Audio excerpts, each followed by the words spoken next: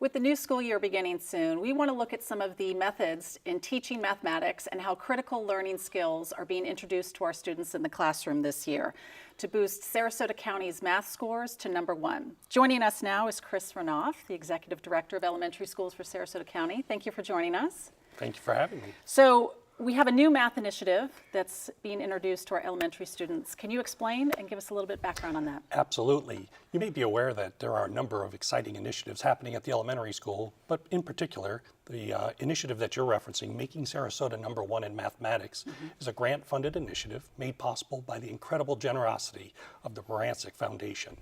And its mission is very simple, and it's very clear.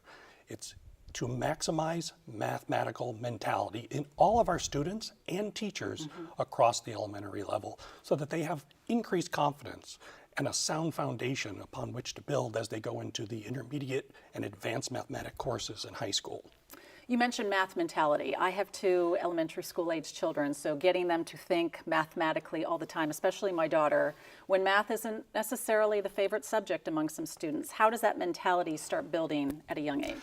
Really, it's a 3-pronged approach. And the first piece is to alter the mindset from that of a fixed mindset, I'm not good at, I'll never understand, to that of a growth mindset where folks have a conceptual understanding. They see the patterns and connections in everyday math concepts and skills so that they have increased confidence and they feel like being good at math is something that they can actually get. Second, it's deepening understanding of mathematics for both our students and our teachers. And we do that and accomplish it through a number of routines, structures, and strategies. For example, problem of the day, and open-ended tasks that elicit student-to-student discourse and critical thinking, number talk, and we even reverse the instructional approach from what in the past we may have understood or taken part of ourselves as students in the classroom, where it started with the teacher and then went to the students.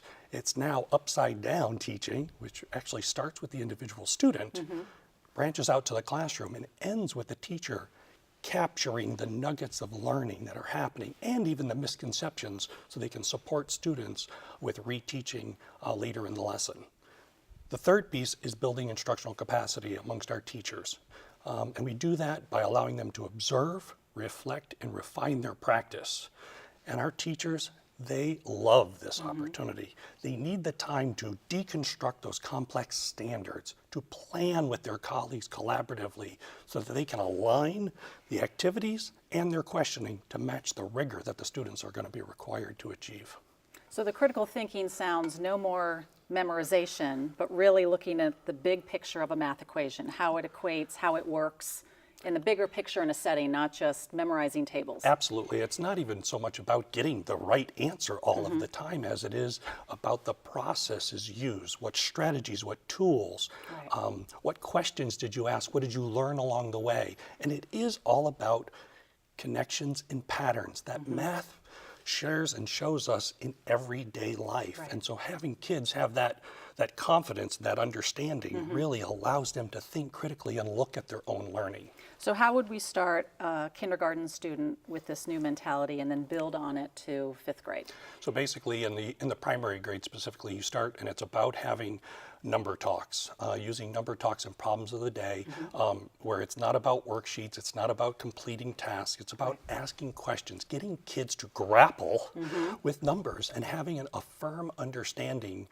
conceptually of how they fit together. How do, for example, how many different ways are there to make the number 10? And then having students respond, share with one another, ask questions of each other, and then the teacher uses the questioning to go ahead and elicit deeper understanding of kids throughout the classroom. And then it progresses as you go up through the intermediate grades. So talk a little bit about how math has changed. Many of us think back to our own elementary school experience where there was one right answer, and if you bubbled in the right answer on a Scantron, you got the question right. But that's not the way we teach math, and that's not the way we assess it anymore. That's correct. And I think, again, that approach in the past is what created that fixed mindset amongst many of us. Right. And many students and teachers alike felt, I'm not good at math. I'm not comfortable teaching it, let alone, and if they're not comfortable teaching it, Right. how are they building that capacity amongst their students? So it really is about the dialogue. It's about having conversation, and it's about seizing the moment to instruct based on even incorrect responses, because there's value if, and I use the ant theory, if there's one ant, there's more. Right. Well, if there's one incorrect answer, I guarantee there's probably other misunderstandings throughout the classroom. That helps me as the classroom teacher uncover those misunderstandings so that we can reteach and learn together. Great. So talk a little bit about the importance of the teacher teams. When we visit elementary schools, we see teachers sitting together talking about math. I know that we've provided opportunities for teachers to visit other classrooms. Talk about the importance of that collegial relationship with elementary school teachers. It's so powerful. It's an isolated profession in many cases, or it has been in the past, and we really want to break down those barriers. Teachers have so much to share with one another, but time is always of the essence. There's just never enough time, especially being an expert in so many areas at the elementary level. And so, by allowing them the time to collaborate, share, plan, engage in lesson study, breaking down those standards together, understanding their own misconceptions together, building confidence amongst the team.